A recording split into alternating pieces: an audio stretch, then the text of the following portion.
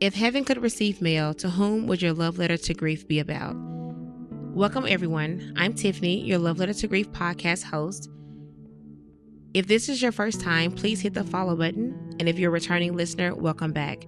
Today, we have with us Sharon Morgan. She's here sharing her love letter to grief after losing her mom.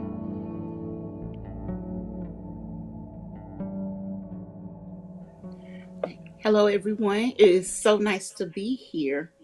And I want to tell you about my mom. She was an absolutely gorgeous woman. She had married my father, and they had 10 children. He lost his sight after the fifth child, and she took care of all of us. She was the epitome of the Proverbs 31 woman. She was a mother. She was a friend. She was a wife. She was a sister, an aunt. She was a pillar in our community. She took in anybody who needed love because she was love. She was a Christian, and looking back now after I have aged, I can see the lessons that she taught and how they affected me and how they still affect me and how I am still growing into the woman that she wanted me to be. Um, so I would like to share with you some of my grief and process. Dear grief, grief is a constant moving stream that ebbs and flows with currents that are confusingly erratic. There is no timeline nor guideline. It is the ultimate frenemy. There, even when you don't want it, showing its face at the most inopportune time and staying way past its welcome. You are an oxymoronic influx of feelings because, on one hand, you wish more than anything that you would go away, while on the other hand, I understand that your presence also keeps my loved ones in my mind and heart. My mother was a beautiful woman. Even as she aged, her beauty was still there in her smile, in her laugh lines, in the way she dressed and carried herself. She had such a light that brightened her soul, that made all in her presence feel safe and loved. She was adored by so many people, and the loss of her physical presence is still felt and grieved. Grief, you are a personal journey. No matter how many friends and family members or loved ones surrounded me, grief is a burden that ultimately is carried alone. As I said before, my mom had 10 children, and we are very close, yet we each had to find ways to navigate our grieving process in our own way, in our own times. Now, don't get me wrong, we were and are still there for each other. We talk about mom often. We reminisce, we laugh, we cry, we grieve together as her children. But because each of our relationships with her was different, our personal grieving process is also different.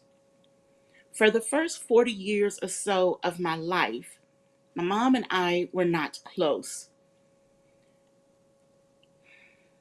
Sorry. My mom and I were not close.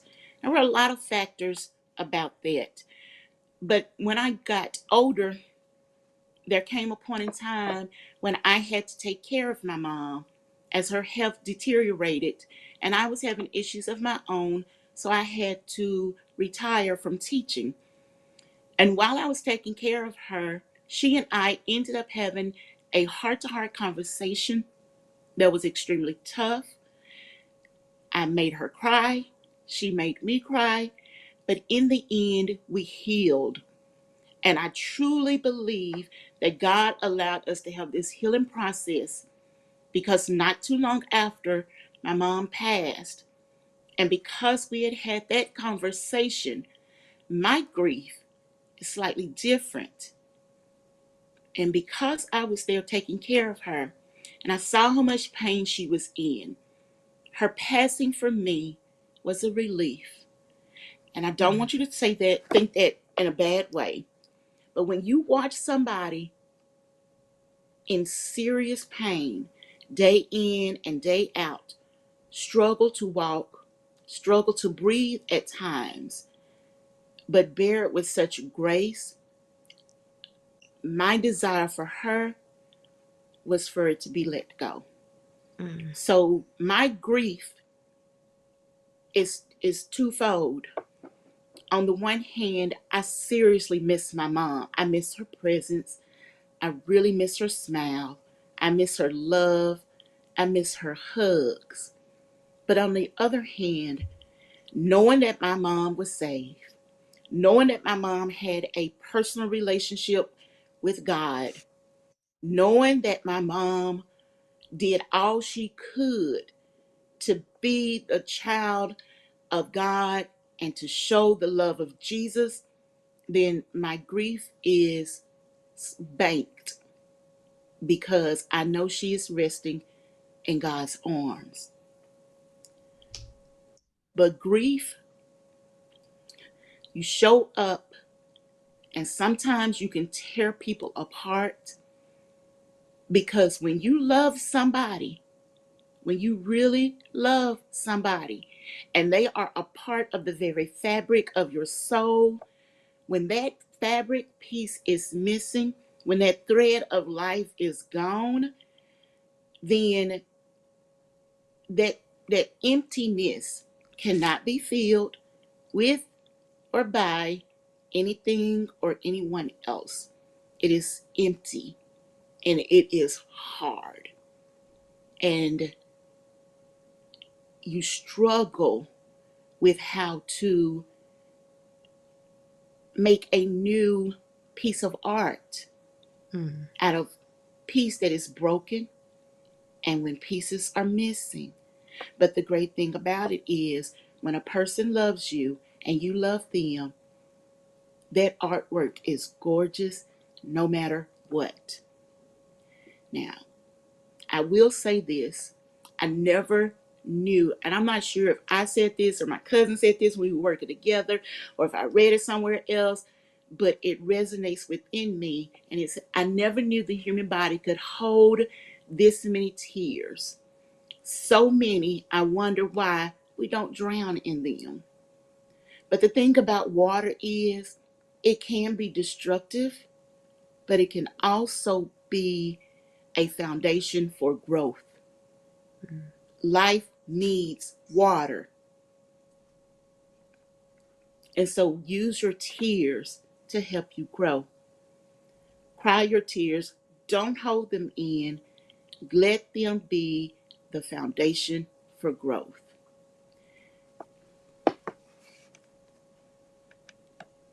So, in the end, grief, you are here. I don't want to let you go because to let go of the grief means to let go of the person that you grieve for. And because my mom will always be so fundamentally important to me, I will be honest and say that sometimes I welcome the grief because it keeps her alive. It keeps her spirit alive. And it helps me to remember some of the things that I would forget if I didn't grieve. And so I leave you with this prayer that I gave to one of my sisters, my sisters of love, who recently lost her mom. May God surround you with an abundance of love. May He wipe every tear. May He bear the heaviness of your heart. And in those quiet moments when everyone else is gone and grief wants to break you apart, may He surround you with His arms and comfort you until every piece can be put back together again. So, grief, you are here, we are here, and we are together. So, let's make this thing work. Wow. had goosebumps quite a bit throughout that. That was absolutely beautiful. You said a lot of things that I've heard other people say talking about their grief journey. But I think the main thing that I heard that I want to just touch on is the connection Mm-hmm. and the gap that grief bridges for us. Because I say it often myself. Sometimes I find myself crying and just overwhelmed with emotion. And it's almost like sometimes I'm going through something and I will almost invite the emotions in. Like Mm-hmm. I know what songs will ignite those emotions. I know what memories will make me get in my feels. And it's almost like this connection that you long for, that you miss so much, that grief offers.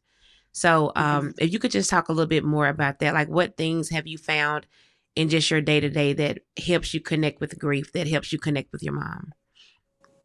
Well, I can say this, and it is I I was born and raised in Mississippi, lived in Mississippi all my life until I moved to South Carolina in 2020, literally right before the pandemic shut the world down. And I always loved to cook. My mom was a cooker. She was she did it all. She loved to cook. Um, and but coming here, I started cooking and baking on a whole different level. And I realized that as I was cooking, the things, just watching her and remembering things from when I was a child and paying attention to her, that those memories were being embedded in the food that I cooked, Mm. in the baking that I did. And I would think, oh, wow, I remember Mama did this. When I would make chicken and dumplings, and which was one of her dishes that everybody loved. And I would think, and it would bring back those memories of how she did things. Mm-hmm. And so even while I am hurting, I'm loving that connection. I'm loving that memory. I'm loving that she's still a part of my life. And then when you talked about the separateness of grief, and what I meant by that was, even with you, you're my cousin. You have memories of my mom. Y'all lived with us for quite a while. We would see each other every summer. We hung out, we had fun. Um, but your relationship, because our relationships with mom are different, Mm-hmm. our memories of mom are going to be different.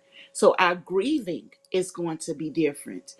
Um, Even with your husband and your daughter, because your relationships were different, you can share the grief of the Mm-hmm. man, but your grieving processes are going to be slightly different because your relationship is different. Mm-hmm. So I don't want people to feel like it's a bad thing to grieve alone. It's not, because Mm-hmm. sometimes you have to. Sometimes you have to sit in your grief. You have to sit in the passing of that relationship and Mm-hmm. understand that now you're going to live in the memory. You're not living with the person anymore. You're living with the Mm-hmm. memory of that person. So your grief becomes that, but you can turn that grief into a beautiful thing. It doesn't have to be negative. Mm-hmm. Yes, it hurts. It's going to hurt because that person is not there. But don't let the grief become anger or bitterness or hatred. If you had a great relationship with that person, continue to have a great relationship with the memory of that person. Mm-hmm. Does that make sense? Yeah, absolutely. I often talk about, and you touched on this as well. You said that the conversation that you and your mom had before she passed, you feel like was Mm-hmm. very fundamental in your processing the grief after. And I Mhm. spoke about that in my book. The conversation that I had just hours before my husband passed Mhm. away, I often find such I often battle with my grief and my faith because I felt so grateful to God that He allowed me to have that conversation, almost like this perfect poetic closure in a Mhm. way. And it's like to be given that's something a lot of people pray for, wish that they had. And with you having 9 siblings, I'm sure, like you say, you guys are all dealing with grief differently. And I'm sure you having that conversation, like you mentioned, has been so helpful for you. What do Mhm. you feel? What do you want to share about that conversation or just about how it helped you process it? The conversation came about because, as I said, roughly the first 35 years, 40 years of my life, my mom and I didn't have a great relationship. Um, some of that, well, a lot of it had to deal with the religion that we were raised in. Um, and I battled um, my feelings for her. I loved her because she was my mom, but to be honest, I hated her because of the relationship issues. Um, and there came a point in time where I had to distance myself from her because I didn't want to hate her. That was my mom. And I distanced myself to keep myself sane, to be honest. Um, but then when I developed my own relationship with Christ, when I developed my own relationship, my personal relationship, and stepped outside of just religion, I understood her better. And I remember one day, and she had left this particular church by this time and was at a new church, great church. Her relationship with God was different. Her relationship with her children had changed. And I remember one day she asked me, we were at home, and she asked me why I didn't like her. And I was like, huh? And she said, why don't you like me? And I was Wow. like, Mom, are you sure you want to have this conversation? She Mm. said, yes. And I think she was ready at that point. So I said, okay. And she and I talked. Now, I cannot tell anybody the exact conversation we had. Mhm. I don't remember the words that we had. I Mhm. just remember the fact that we had this conversation and she started crying. And I remember my dad coming in the room and he was upset with me for making her cry. But mom said, no. She Mm. told him not to be upset with me. She asked and I answered and it was Mm. okay. And I remember after that, she and I sat side by side and we hugged.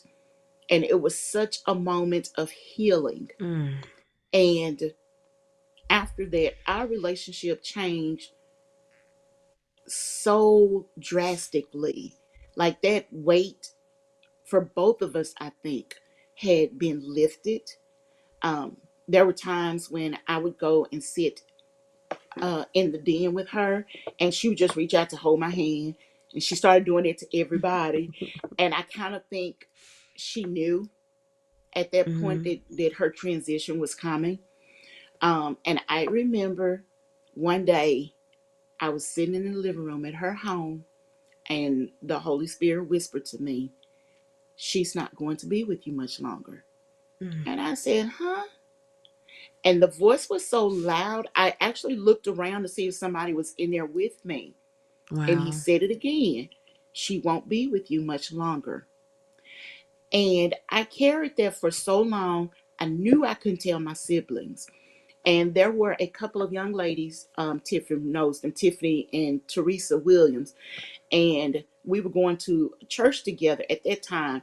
And I remember one day after church, I told Tiffany and Teresa because I couldn't hold that anymore. And they Mm. started crying. And I was like, Lord, if they reacting like this, I know I couldn't tell my actual siblings. So Yeah. I kept it to myself. And not too long after that, mom got really, really sick. And she ended up in the hospital.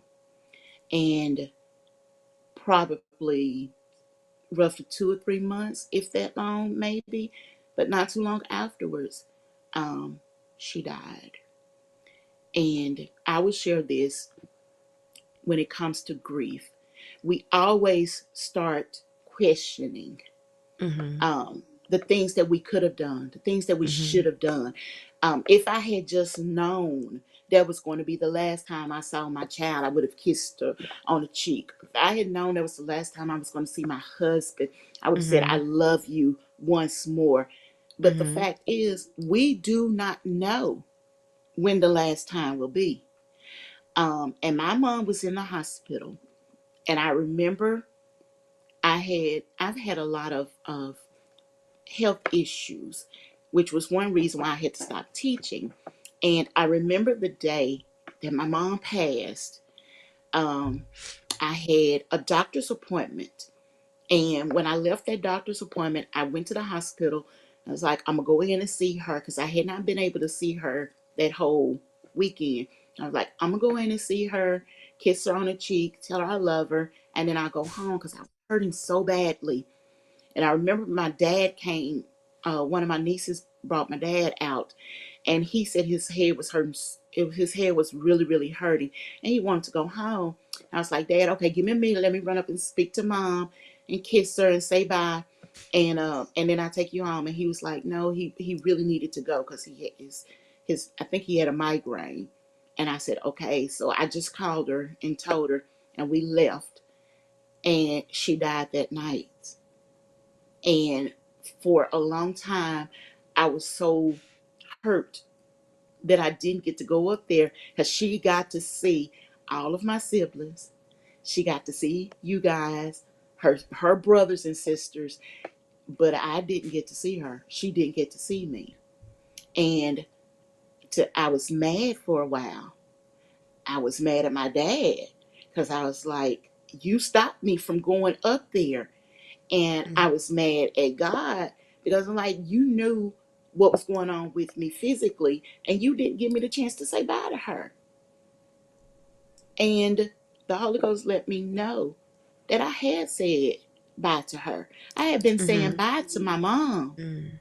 ever since I knew she was going to leave. I had been loving her and taking care of her. I had done everything I could for her.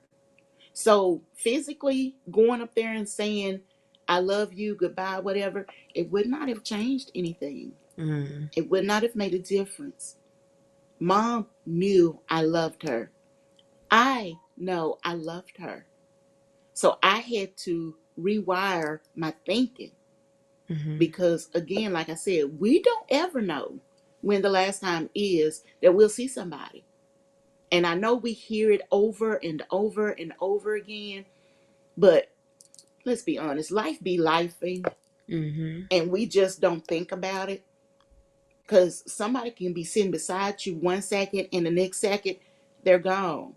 We're not going to spend our lives every second. I love you. I love you. I Mhm. love you. Right. That's impossible. So you live your life showing that you love them, showing that you care for them. And when you do that, sometimes you can say it physically, sometimes you could act it out physically. Mhm. Letting somebody know you love them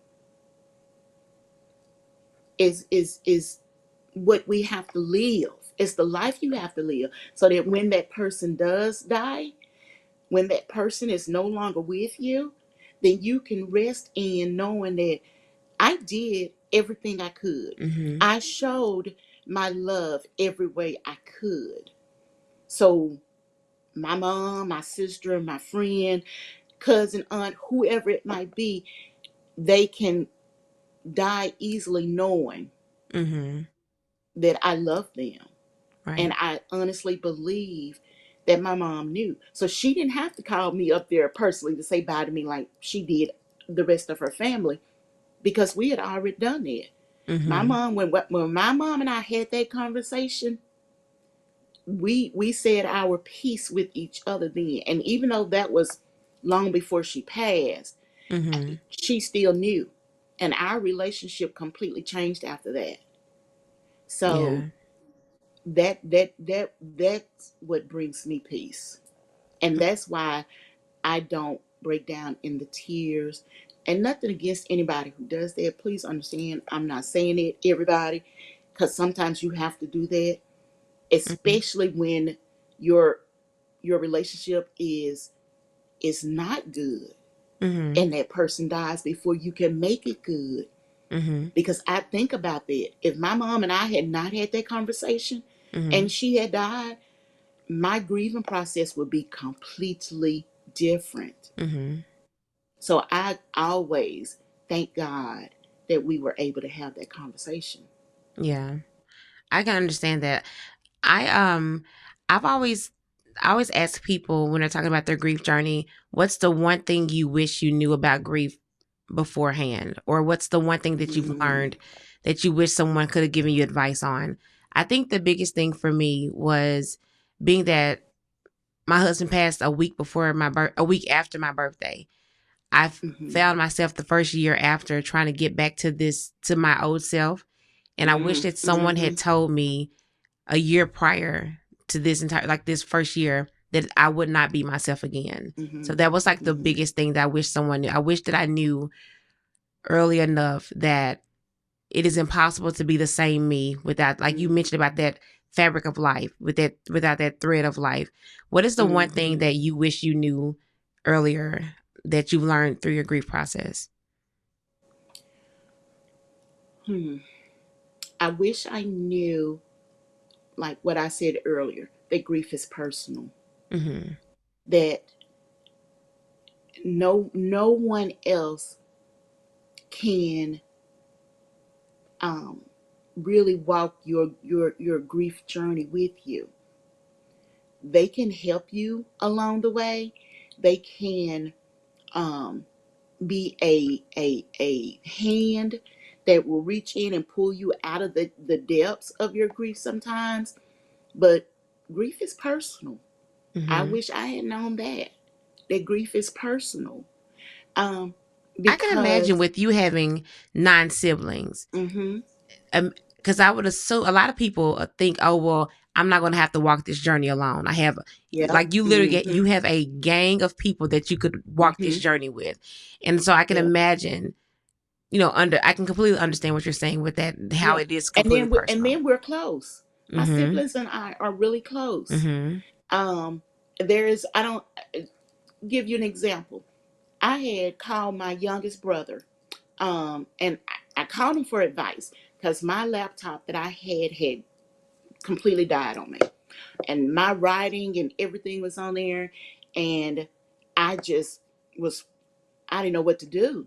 So I had called him to ask for advice on what kind of laptop I needed to get, and he was asking questions and I was telling him answers, and he asked me what did I mostly do with it, and I told him that's where I write and keep my books and um, all that kind of information on. And he was like, okay. So he said, let me research it and I'll get back with you. And I was like, okay. Why 2 days later, I get a brand new laptop in the mail. And I'm like, and I called him because I honestly was not asking him for the laptop. I wanted advice on what to get, but he Mm-hmm. blessed me with one. I am forever grateful for that. So we are all super close. I can guarantee you, like we live in different parts of the country now, but I guarantee you, if something major happened and we need each other, we're gonna be on buses, planes, trains, whatever, cars, whatever Mm-hmm. to get to each other. But when it comes to grief, Mm-hmm. grief is personal. Grief is, and I can tell you what I learned. And because you hear all the time that God makes us individuals, that Mm-hmm. there are billions of people on earth, but every one of us is different, which is amazing in itself. And you hear that, and I think grief really shows you that. I think grief, more than anything else in the world, shows you that because everybody grieves differently. That's why I don't believe in that whole the what is it, the 9 stages of grief, whatever it Mm-hmm. is, um, because everybody doesn't go through that. Everybody does not. And I think I read somewhere once before that those actually were not meant to be for grief, they were for something else. It just became adopted that way. But each of us has to grieve differently because, again, grief is personal. And that's Mm-hmm. something that I learned and did not know, because I just knew that all of us were going to, 10 of us were going to Mm-hmm. class each other and we were going to be right there. And, Mm-hmm. but we can't, because, when grief hits in the middle of the night, your siblings are not there. If Yeah. you're driving along and you see the restaurant that was the place where y'all had your first date, with you, or I see this, for me, like if I drive by the spot where I had that major accident, and I remember when my mom came and stepped there, that was hard for me. You see, nobody Mm-hmm. else had that. Right. That was mine. Mm-hmm. I can remember when my mom had gotten to the point, like she would want a certain thing from one restaurant, a certain thing from another restaurant, and some you may end up going 3 or 4 different restaurants to bring my mama her dinner. And but mostly my sister Angela did that for her. Mm-hmm. So there were personal instances that would bring grief or bring happiness, and again, not to keep saying that word, but it's personal. Mm-hmm. And so that's what grief ends up being. Yeah. We can be there for each other. We can love on each other. We can hug each other. We can talk, laugh, reminisce, all of that. But in the deepest part of our hearts, when we think about mom, think about our relationship with mom, nobody else can touch that. Mm-hmm. Yeah. So the next thing I want to ask you, so my book is titled Love Letter to Grief, Learning to Walk by Mm-hmm. Faith. And I talked Mm-hmm. about it often, how my faith was tested and how it changed and how it was strengthened. How was Mm-hmm. your faith tested and how is it now after your loss of your mother? Um, my faith wasn't tested. And I know that I'm different with that. And I think, again, it's because God had already told me. Mm-hmm. So I was forewarned. But I am a deep, deep believer in my faith. And as I have gotten older, my relationship with Christ has changed and grown. And seeing my mom and being raised by my mom and watching my mom, knowing beyond a shadow of a doubt that Mm-hmm. my mom was saved, knowing that she had a personal relationship with God, knowing that her salvation was secure, Mm-hmm. I feel nothing but happiness for that, because I truly believe that she is at rest Mm-hmm. until Jesus comes back to take her home. I really believe that.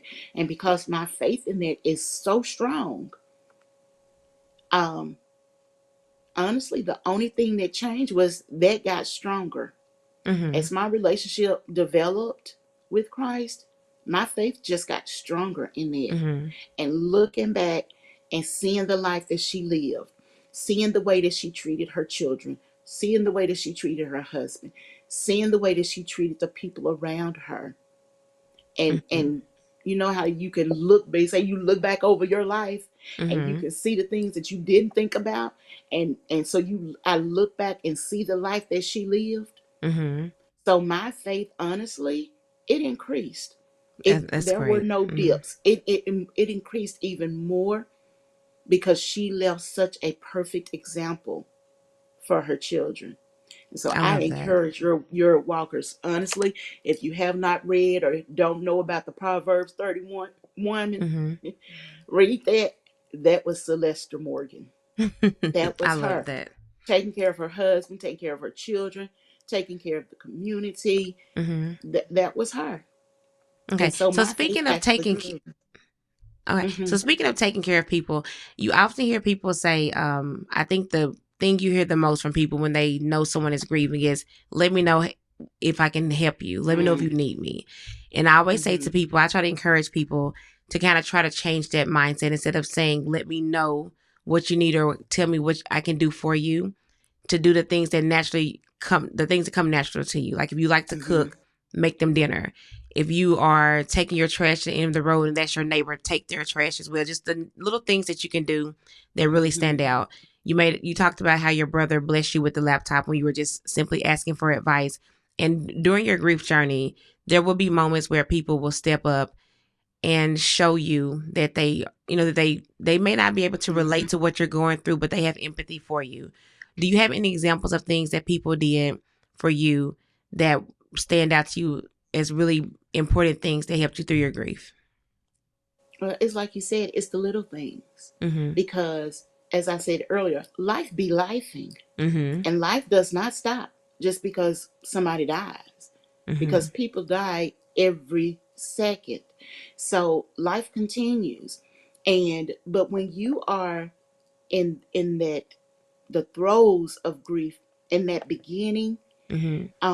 when it really hits you, it's hard. Like coming up, when the person dies, your immediate concern is the funeral, right? Mhm. So you start planning for the funeral. That's what your mind is on. That's what your focus is on. Contacting people, getting things prepared for the funeral. What are you going to have on the person? All of that, and then leading up to the funeral, the burial, all that. Well, once that stops and the crowd is gone, that's actually when grief hits. Mhm. And so you need people to remember you. Mhm. You need people to remember you. Um, I remember my mom's her two best friends were her pastor's wife, and there was another mother there who were her best friends. I can remember them always checking on us, just out the blue. I can remember I would go to her church because I felt close to her there, and the people loved her. I can remember her pastor always, every time he would see us, would say something about her. That meant more to me than if somebody had brought me a casserole. The Mhm. fact that she's so loved and so remembered. Even now, if I were to go back to Mississippi and go to his church is in Memphis. If I were to go to his church, I guarantee he'll say something because they loved her so much. So that helps me when somebody remembers. But like you said about like somebody just coming and taking your trash out to the road, or your best friend sending you a text message, and it could be a scripture, it could be just an encouraging word. It's those little things, because it seems like it's almost at that moment, right when grief strikes you the hardest, that someone you love will reach out. Mhm. So for me, I think if people will just remember, because Mhm. see, the truth is, again, grief being personal. Let's For you, your husband. Well, he was your husband. He wasn't your best friend's husband. He Mhm. wasn't your sister's husband. So for them to remember you and reach out, and like I said, sometimes don't even ask. Just knock on your door. Go in and put on your some jeans. We going out to dinner. Mhm. Just pulling you away from your grief. Even Mhm. though grief is personal, it is still um it's still felt, because Mhm. the ones who love you don't want you to sink into grief and be Mhm. buried in your grief. So they are there for you. They're not there for the person anymore because the person is no longer there. So they're there now for you. And if they can just remember that, I know life goes on. You have your Mhm. own things that you have to worry about, your own things that you have to do. But if you can just remember, you know, and just reach out. Mhm. And so for me, those are the things that I remember the most, is at those Yeah. little times when somebody will call or text, or like I said, we would go to her church and her pastor would say something.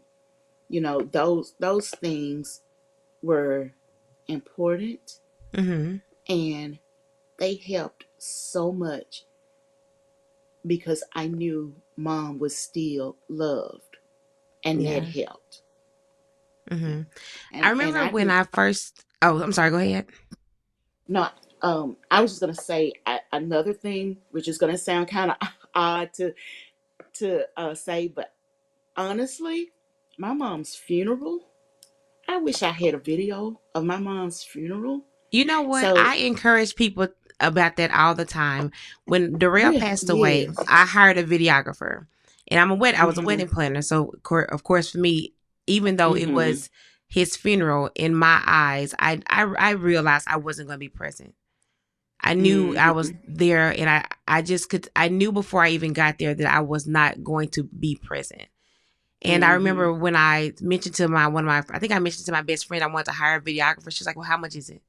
I pay for it. How much is the videographer? And I did that. And it's one of those things I've said to people often after he passed. Anytime I talk to someone and they were talking about the planning of the funeral, I always suggest to them, have you thought about hiring a photographer and videographer?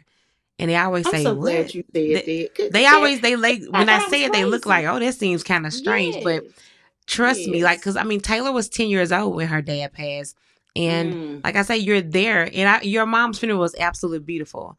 Like, I Yeah. remember See, I didn't think for me about what you personally, at were. the very end of the funeral, I remember when all of this, you and your siblings stood in front of the casket, and I remember just Mhm. thinking. And I mean, I guess I always see things kind of in a production mindset, even though it's not, in a Mhm. not in a I know what you're disrespectful saying. way, but like Mhm. when I looked at it, it was almost like a beautiful ending of a movie because your mom was, Mhm. you know, it was Yeah, almost like and just and like this and and it's beautiful so like funny that you're ending. saying that, because everybody always thinks that I'm crazy when I say I Mm-hmm. wish I had a film. Yeah. I would literally watch it, and it wasn't so much what you were saying, but what you're saying makes so much sense, because Mm-hmm.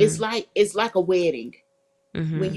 When you're in your wedding, your focus is on you and your groom, so you don't Mm-hmm. always see the little extras. So Right. The when you little go things back the and look kids at may the do or yes, something yes, the pastor mentions, you hear it yes. when it's happening. But when you hear it back, Hmm. you're like, wow, that was really deep. I wish, yeah, for And sure. even when you're saying your vows, like you say them, but Mm-hmm. you're so in that moment, you really don't hear it, Yeah. you know. And so to go back and watch that will give you those moments. Mm-hmm. And I know this. My mom's funeral was, like I tell folk, we had church. You know, Mm-hmm. we had some church. My Mm-hmm. mom's funeral was literally a homegoing Mm-hmm. celebration. I don't even use the word funeral when I tell other people about it. It was really a Mm-hmm. homegoing celebration. She reminded me of the funeral um part in the movie. Now why it just went out my head. The one where the black lady had the mixed child. I mean, the child that wanted to pass as white. Imitation of Life. Yes, girl, that movie. But it was like that funeral because she wanted that kind of funeral. And my mom, I mean, we were having church, and I wish I had that, because like you said, we were so on it. We were grieving, so Mm-hmm. you really don't pay attention to everything. Um, but I totally agree with you. Yes, I Yeah. wish that would become a norm to Yeah. record the funeral, because Yeah. for a lot of people, um, for one thing, you get to see a lot of family and Mm-hmm. loved ones that you don't see often. It's like Yeah. family reunion. You know, you don't get to see them often. Mm-hmm. And then for another thing, when you are in your grief, to see, because at that time, people are really loving on you. Mm-hmm. People are really sharing their love. People are Mm-hmm. sharing their memories. Um, but because you're so deeply in Mm-hmm. grief, you can't really. hear it. You can't really Right. touch it. You can't, Mhm. because you're still here. You're still Mhm. enclosed in yourself. And so to be able to go back later and hear that and see that, I Mhm. think it would really help you. I Yeah, think it I would really agree. help a person in their grieving process to go back and see that. And the other norm I wish we would make is for funerals not to be so sad, so, Mhm. so down. I think that is a time to actually celebrate the life of your loved one. Mhm. It's a time for you to this person, no matter how long that person lived, their essence blessed the world, blessed the Mhm. universe. If there Yeah. was a reason that God allowed that person to be here at that Mhm. time amongst these people. So no matter how long you were able to be with that person, I Mhm. think you should celebrate. And so when you Yeah. see different ones now using it, saying celebration of life, I think that's what we need to start saying, start Mhm. doing. Um, Celebrate that person's life. Yeah. One of the questions that I love to ask people when we talk about grief, a lot of times when someone passes away, the human nature will say, "Oh, I wonder what happened," and people will want to Mm-hmm. ask you about the loss, and you tell people how it happened, or you tell about the loss. But I think it is very important for us to understand why the loss impacted us so much. Like, I want to know more about the person behind the loss, the person that makes the loss Mm-hmm. as big. So, just touching on the person that your mother was and just explaining to the world, anyone who unfortunately did not get a chance to meet her, what they missed out on with such a beautiful Mm-hmm. woman. Okay, but I just want to say my mom was such a light. Mhm. And I think like you said, it's human nature to want to know what happened. Mhm. But I also think it ain't nobody's business. Mhm. And I don't mean that harshly. Um, but you can spend so much time telling people details Mhm. that the details make the essence of that person get lost. All you Right. need to know, unless close family, Mhm. um, the person is no longer here. Right. Well, and it's not even And really about the loss. It's more so explaining why the loss was significant. Like, I don't even okay, the what focus you is mean? never for me. Mm-hmm. How did the person pass? Like, I feel like that's the question we ask, but the to Mm-hmm. understand why the loss hurt as much as it did. Like, who was this person that maybe some of Mm-hmm. us never got it. Well, of course I met Oh, her, I but get what you're for saying. people who Uh-huh. never got a chance to meet her, like, what did they miss Mm-hmm. out on with this beautiful woman? Then now when they look at everyone and seeing everyone processing, they're just like, oh, that's Mm-hmm. why this hurts, or this is why Mm-hmm. the grief is there. This is why it's so big, because the love was Yeah. so big. It was her love and her light, and just a brief example, because like you said, we have talked about it. When my mom, after her, after the children got older, and my dad, like I said, he was blind, but he was very self sufficient. He was working. He had gone back to school and gotten degrees. So my mom decided to become a teacher's assistant because she had always wanted to be a teacher, and when even after my mom retired, there were children that would come through that I taught who would still remember my mom's reading. They would still remember the way that my mom would make the books that she read come alive. So I think that her her light was so Mm-hmm. strong that people in her presence could not help but to feel it. And I think that was important for people who never met her. Mm-hmm. That's something that I would always want to tell them. That was her light, and it was so beautiful. And if I could just have just a little piece of that, I feel so blessed. Mm-hmm. Um, so I remember right after my husband passed away, I was laying down Hmm. and I was just overwhelmed with like this. It was almost an out of body experience, like the amount of pain that I was going through. Hmm. And I remember just laying there and I actually thought I was literally losing my mind. Like it was Mm-hmm. so foreign to me. And I remember people kept asking me, "How are you?" And I kept saying, "I'll get Mm-hmm. back with you. I'll get back with you." And I remembered I was on a cruise and something happened, and I was able to finally put into words what grief felt like and how I was doing. So, Mm-hmm. how would, if someone were to ask you to explain the feeling of grief in the initial stages, how would you explain it? Oh, it's drowning, because at that moment, in that initial time, all you can feel is the loss. As humans, our souls are connected. Mm, And when it is somebody who is in your innermost circle, and like I said, that string that connects your life source to that person's life source, when that strand unravels and it's no longer there, um, that is that is so hard. Um, now I don't have anything amputated, but I would think it would be kind of like what how an amputee explains that phantom feeling of, mm-hmm, even though that limb is no longer there, it still feels like it is. And mm. sometimes you'll reach down expecting it to be there, Yes. and you touch emptiness.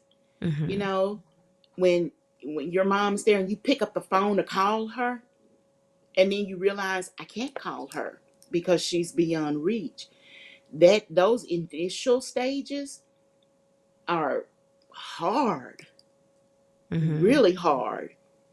And so even though I say, my grieving process was different, yeah, but in the beginning, Mm-hmm. I had to get there. But in that beginning, really Mm-hmm. understanding, I will never ever forget that night. I was sitting in the chair that my mom always sat in when she would get up in the mornings and go in the den, and she would sit in this particular chair. And I remember sitting in that chair, and my dad, because my mom was in the hospital at this time, and I remember I was at their house, and my dad came running through the house from their bedroom and knocking into things, and he was just yelling, "She's gone, y'all!" I'm like, what is going Mm-hmm. on? And honestly, my first reaction was him, You're right. and that pain that was in his voice when he was saying she's gone. I will never ever forget that. And then when I understood what he was saying, that shock that hit my system, like, Mm. she can't be gone, no, that no, that's your first reaction, is just absolutely no, not like, she can't be. And I'm sure everybody, even if you're standing there sitting right there by the person, your first initial reaction is just shock, like, this person can't be gone from my life. So I remember that, and that grief, and it is at that time, honestly, when your loved ones, that's when you grieving together. Mm-hmm. That's when coming together is important, because the Yeah. initial grieving process, I just can't imagine somebody having to go through that by themselves. Yeah. I cannot imagine having, like, for us, our siblings, um friends. I remember when I got to the hospital, there were two people I called, and they Mm-hmm. immediately came to the hospital. Um, and I'm sure for you, there were specific people, like, who you can Mm-hmm. call and will be right there. And in that initial stage of Yeah. grief, those are your lifelines. Because Absolutely. if you don't have a lifeline, oh, grief will drown you. Mm. Those tears, that heartache, that soul ache, Mm. it can kill you. It really can, because you can get lost in it. So having that lifeline to pull you out saves your sanity. And then once you come out of that, then you can start going through that process of getting to the other side. but Right. you definitely need somebody there. You have to I have love that. somebody. Yeah. So, just to put it in perspective for people that are listening, guys, if you're still tuning in with us or you're just coming in, this is Love Letter to Grief, a podcast where we really talk about the true, transparent journey that we go through as we're grieving someone. Our guest, Sharon Morgan, is here, and she's sharing her love letter to grief after losing her mother. Sharon, how long has it been for you since your mother's loss? And can you just kind of walk us through, like, because I oftentimes I feel like we look at it in the very beginning and we often think, how am I going to make it? How am I going to make this? How am I going to be Hmm. okay? So can you tell us how long it's been, and then just kind of give us a walk of how you've transitioned it? Of course, there's no getting over it, but how you're getting Hmm. through it. Okay. Well, my mom passed June the 19th, 2018. So it's been what's that, 6 years? Mm, Um, and sometimes I understand this really now. Sometimes it feels like it was yesterday. And then sometimes I have to look at them like, has it really been 6 years? Um, so going from one to the other is just a journey. Grief is a journey. It never ends. It never ends. And then there are twists and turns, there are bumps, there are hills, there are valleys. It's lows and highs and ebbs and flows. Um, but time, and I know you hear it and it sounds like such a cliche, but time really does heal. Um, and when I told you earlier, I had I was talking about my mom where I had that car wreck, major car wreck, in the hospital for 3 months, and I have scars all over my body from that car wreck. There are scars, but I'm healed. But the scars show the damage that was done. mm, Grief is damaging, but that process is healing. And every single day, every hour, every month, every year, it's a little more healing. And there will be times when grief will hit you so hard, it'll smack you upside the head and it'll knock you down, but you get back up and you just keep going and you just keep remembering. Honestly, I think that's what will help you through the grieving process. It's the remembering. yeah. Remember. Remember the good times. Mm-hmm. Remember who this person was to you. Remember what this person did for you. Even if the relationship wasn't great, Mm-hmm. even if it wasn't great, you learn lessons regardless. And Right. life is all about the lessons. So grief to Absolutely. me is just another lesson. Mm-hmm. And that's what my love letter to grief would be. It's about the lesson. It's about the learning. It's about the growing. It's about the getting through. So I don't think you ever get to the other Mm-hmm. side, because it's like life. Until you die, there's no getting to the other side. You just Mm-hmm. move from one day to the next day, to the next week, to the next month, to the next Yeah. year. You just keep going and you keep growing. Mm-hmm. And I think grief is like that. That's the lesson I think you learn from grief. I That grief agree. is always there, just like life is always there. But you keep going and you keep growing and you Mm-hmm. keep moving and you keep loving and you keep learning and you keep growing and you keep doing and you keep moving. It's a cycle. It keeps going. It keeps going. Yeah. And I think I've learned that from watching other people grieve. I've learned that from my grief, my siblings' grief, my father's grief. He has remarried. He has moved on. He's happy. When I talk to him, there's a smile in his voice.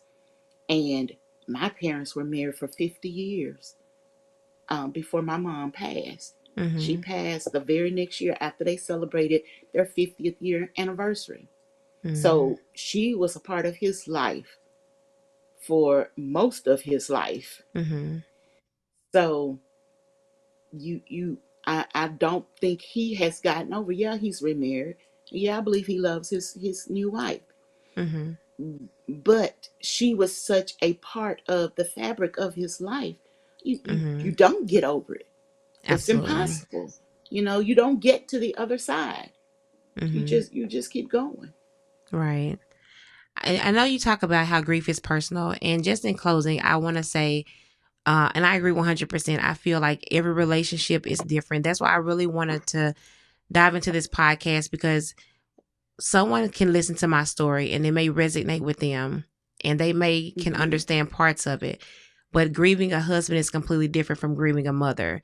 And so I Mm-hmm. wanted to do this podcast so that people could listen to it. And if they are going through grief with that exact relationship, it makes more sense. It helps them cope. So, being that this episode is titled Love Letter to Grief, Losing a Mother, what encouragement would you offer to someone that's listening that has just lost their mother or having a really hard time dealing with the loss of their mother? Just from someone who knows this pain and this love firsthand. Mm-hmm.